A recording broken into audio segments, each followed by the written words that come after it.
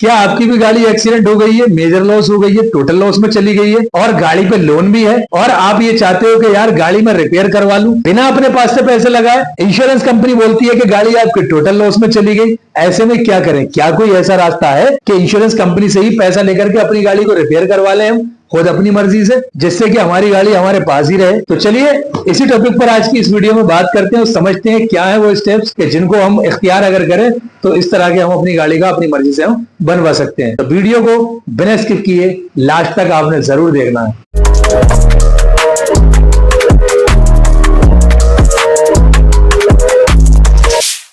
जय हिंद साथियों, मैं हूं आपका दोस्त और आप देख रहे हैं यूसी टेक्निकल, जहां पे आपको मिलते हैं IRDAI की गाइडलाइन के अकॉर्डिंग जानकारी से भरपूर वीडियो। अगर आपकी गाड़ी के साथ कोई हादसा हो गया यानी कि एक्सीडेंट हो गया है और आपकी गाड़ी टोटल लॉस में चली जाती है, तो ये टोटल लॉस किस बेस पे करती है इंश्योरेंस कंपनी? जो हमारी गाड़ी के साथ हादसा हुआ है उस हादसे की भरपाई यानी कि उसकी मरम्मत का खर्चा, जो भी इंश्योरेंस में हमारे IDV लिखी होती है, वैल्यू लिखी होती है गाड़ी की, उसका 75% एबव जाता है रिपेयरिंग का कॉस्ट। तो इंश्योरेंस कंपनी ये करती है कि गाड़ी को टोटल लॉस डिक्लेयर कर देती है कि आपकी गाड़ी टोटल लॉस हो गई। टोटल लॉस होने के बाद में आपका दिमाग को क्लिक करता है कि यार गाड़ी पे भी लोन तो काफी बचा हुआ है, अगर गाड़ी मेरी टोटल लॉस में चली गई तो यार फिर ये सारा का सारा पैसा लोन को जाएगा। IDV अगर इतनी कम है कि यार कुछ पैसा पास से भी देना पड़ रहा है, तो वहां पर थोड़ी सी प्रॉब्लम ये हो जाती है कि यार फिर नई गाड़ी भी चाहिए, दूसरी गाड़ी लेनी है। अब जो डाउन पेमेंट जमा करके अभी तक किस्तें भरी वो सब जाने के बाद वो भी सब खत्म और पास से पैसा और देना पड़ रहा है। तो बंदा यहाँ पे ये सोचता है कि यार काश मेरी गाड़ी रिपेयर हो जाती। काफी लोगों के जहन में ये रहता है कि जो गाड़ी एक्सीडेंट हो जाती है तो इंश्योरेंस कंपनी जब कहती है टोटल लॉस है तो वो गाड़ी बनने की कंडीशन में नहीं है। तो पहली चीज तो आप ये समझ लो कि हर चीज रिपेयर हो सकती है, कोई चीज ऐसी है ही नहीं जो रिपेयर ना हो। इंडिया के अंदर हर एक चीज का जुगाड़ फिट हो जाता है भाई। अच्छा, अब यहाँ पे हम ये सोचें कि हम यार चाहें कि गाड़ी को रिपेयर करवा लें, तो ऐसे में क्या करें हम? ये नहीं कहा सर्वेयर ने कि गाड़ी रिपेयर नहीं हो सकती, गाड़ी तो रिपेयर हो सकती है।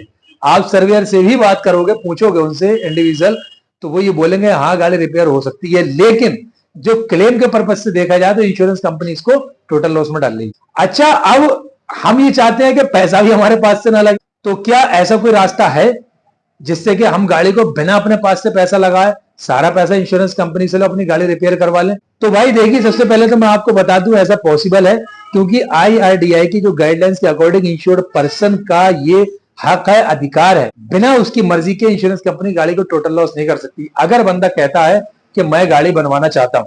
अब यहाँ पे थोड़ा सा हमें दिमाग ये लगाना है, यानी जुगाड़ लगाना है कि सबसे पहले काम आप ये करो, डीलरशिप में अगर आपकी गाड़ी है तो डीलरशिप के बाहर जो ऑथराइज्ड वर्कशॉप हो वहां जाओ, आपका मिलने वाला हो, ताल्लुकात हो, और नहीं भी है तब भी कोई दिक्कत नहीं। हर बंदा काम करने के लिए बैठा है, पहली बार किसी का नई जगह जाते हो बाद में ताल्लुकात बनते हैं। वहां जाकर के आप अपनी गाड़ी का एस्टीमेट ले लो उससे, या बंदे को ला करके गाड़ी पे खड़ा कर दो, दिखा दो कि भाई ये गाड़ी है, इसका बता दो कितने खर्चे में आप बनाओ गाड़ी को। उस बंदे से एक एस्टीमेट बनवा लो।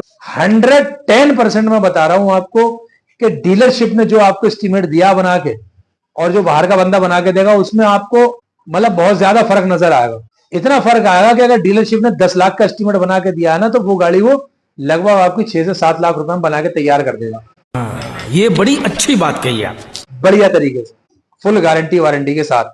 तो वो एस्टीमेट आपको लेना है और जो आपकी गाड़ी के सर्वेयर हैं उन सर्वेयर को वो एस्टीमेट आपको मेल करना है या व्हाट्सएप करना है और फिर बात करनी है कि सर ऐसी सी बात है और मैं अपनी गाड़ी को रिपेयर करवाना चाहता हूं। जब आप ये अल्फाज कहोगे उनसे तो वो बोलेंगे ठीक है भाई, आप मुझे एस्टीमेट दे दो, मैं आगे इसको अप्रूवल में ले लेता हूं।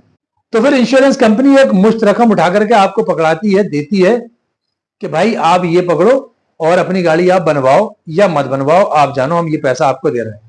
और दूसरे रास्ते में ये करती है कि जितना जो खर्च आया जो आपने एस्टीमेट दिया उसके हिसाब से प्रॉपर बिलिंग के साथ, विद परचेज बिल के साथ में इंश्योरेंस कंपनी आपको जो है आपकी गाड़ी को रिपेयर करवा देती है। अब यहाँ पे कुछ लोगों के दिमाग में ये होता है कि यार लोन वाला मसला, तो लोन का कोई मैटर नहीं रहता और ये पैसा जो है जो इंश्योरेंस कंपनी देगी वो तब आप तक पहुंचेगा जब आपका जो लोन वाले बंदे हैं, लोन वाली कंपनी है या बैंक है, वो इंश्योरेंस कंपनी को मेल करे कि भाई आप ये पेमेंट क्लेम का जो है इंश्योर्ड पर्सन को पे कर दीजिए, हमारा इनसे लेन देन बिल्कुल एकदम ओके है, परफेक्ट है, अच्छा चल रहा है, कोई दिक्कत नहीं है।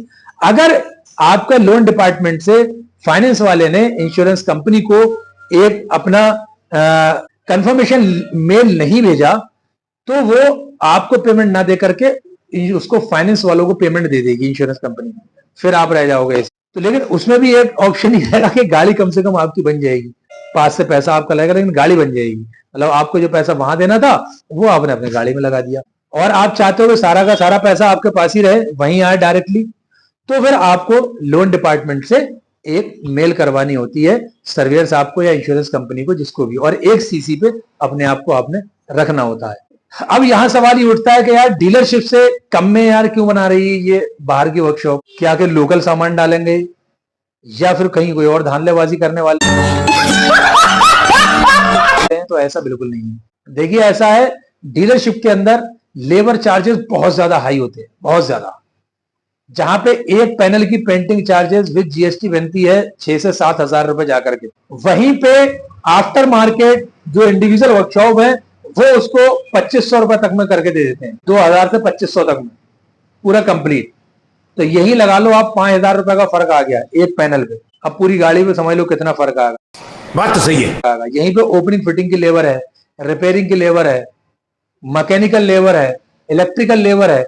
लेबर में ही इतना लंबा चौड़ा खर्च आ जाता है निकल के, बहुत ज्यादा डिफरेंस हो जाता है वहीं पे। और रही स्पेयर पार्ट की बात, तो पार्ट तो देखिए ओरिजिनल ही लगता है, जो डीलरशिप में लगेगा आपको वही वहां लगेगा आपको, वहां कोई डिफरेंस नहीं है। कई बार क्या होता है, जो पर्टिकुलर डिस्ट्रीब्यूटरशिप्स हैं जो स्पेयर पार्ट की, वो आपको एक डिस्काउंट भी दे देती है 5-10-15% तक, तो वहां पे भी आपकी एक बचत हो जाती है। और डीलरशिप में तो सब एमआरपी टू एमआरपी ही लगना है, तो स्पेयर में भी आपका बच गया और लेबर में डिफरेंस आपका बहुत ज्यादा हो ही जाता है, उसमें तो कोई ऐसी बात है ही नहीं सोचने समझने वाली। तो 5 से 15% तक आपका स्पेयर में वही ठौर आपकी बचत है वो आपको कम हो गया, और लेबर में तो बहुत ज्यादा फर्क है, आधे आधे का फर्क है मान के चलो आप। तो इस लिहाज से आफ्टर मार्केट आपकी गाड़ी 75% जो आईडीबी का होता है उसके अंडर आ जाता है, उसका एस्टीमेट रिपेयरिंग कॉस्ट। इसलिए वहां के एस्टीमेट के अकॉर्डिंग इंश्योरेंस कंपनी अप्रूवल दे देती है कि ठीक है साहब आप बनाओ गाड़ी में। ये बड़ी अच्छी बात कही आप। धांधलेबाजी कुछ नहीं होती है, कुछ बल्लेबाजी नहीं होती है। हाँ, कुछ लोग आरामपन अगर करते होंगे तो वहां पे आपको थोड़ा ध्यान रखना पड़ेगा भाई, उनसे सब रिटर्न में काम करवाना पड़ेगा कि पेंट की गारंटी इतने टाइम तक की है, सामान सब ओईएम का पड़ना चाहिए, ये सारी चीजें आपको रिटर्न में एक लेना पड़ेगा, एक एग्रीमेंट टाइप का आपने बनवाना पड़ेगा, तब आपको जो है उसको विलेम कर सकते हो, अदरवाइज वहां पे आप चूक सकते हो। अगर वीडियो सही लगा हो तो एक लाइक करके जरूर जाना, और अगर कुछ भी आपको इन्फॉर्मेशन चाहिए इससे रिलेटेड, नीचे डिस्क्रिप्शन में हमेशा मैं अपना व्हाट्सएप का नंबर देता हूं, उसको उठाइए, सेव करिए और डायरेक्टली व्हाट्सएप पे हमसे कांटेक्ट करिए। पूरी कोशिश करेंगे हम आपको एक सही IRDAI की गाइडलाइंस के अकॉर्डिंग आपको गाइड करने। मिलते हैं फिर किसी नेक्स्ट वीडियो में नेक्स्ट टॉपिक के साथ में। दुआ में याद रखना। जय हिंद।